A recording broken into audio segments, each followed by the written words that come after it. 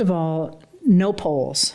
Polls, you know, if you're going to follow polls, the guy you want, and I'm so sorry to do this to him. His name, I don't know him personally, but I follow him. Tom Bonnier, who he looks at the polls and then he looks at the actual voting demographics of the region that is being polled and says, well, this is off by blah, blah, blah points. He's really smart. He's really worth following. And he's the one who said, I don't see a red wave in 2022.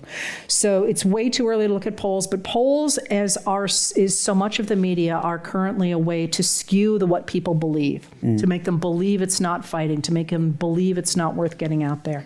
And I think the answer is simply there, that the way that we defend democracy is by taking up oxygen, by talking about the things that matter, by insisting on the concept of representative government, by saying, yes, we do believe in funding the government. We do believe in choosing the books ourselves that our students read in schools, rather than letting a group of outside people come and drag the books off the shelves. We do believe in those Enlightenment values of basing our world in reality rather than in political, some version of politics that is not real. I think we take up oxygen, and we aggressively take up oxygen to push back against those voices that are being unnaturally amplified in our society.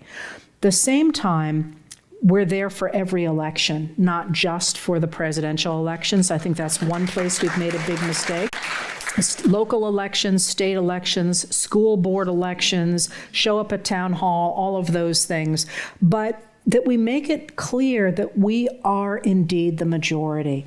And what this always looks like to me is our 1850s. You know, if you lived in 1853, it looked like those elite enslavers had won, right? They had the Senate and the House and the Supreme Court and the presidency, and they'd made roads in the House of Representatives. And in 1854, they tried to spread their system to the American West through this law called the Kansas-Nebraska Act.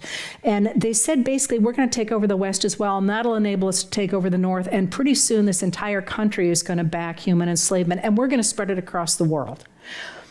Northerners woke up and they said, listen, we don't agree about immigration, and we don't agree about finances, and we don't agree about internal improvements, but by God, we can agree that we're not going to be an oligarchy.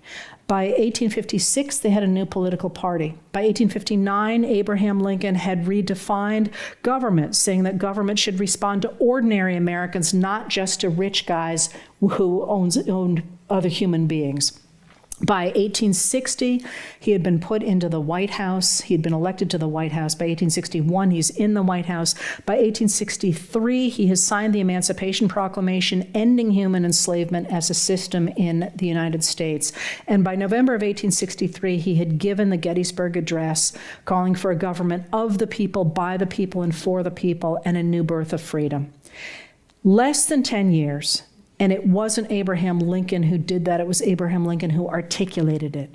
It was the American people standing up and saying, this is our country, and by God, our government should respond to us, should support us, and should answer to us. And if they could do it then, when only white propertied men could vote, by God, we can do it today.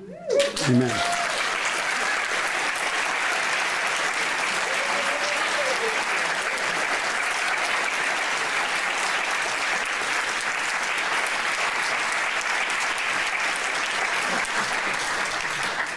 Well, I'm afraid we're out of time. But our thanks to Heather Cox Richardson, the author of Democracy Awakening, Notes on the State of America.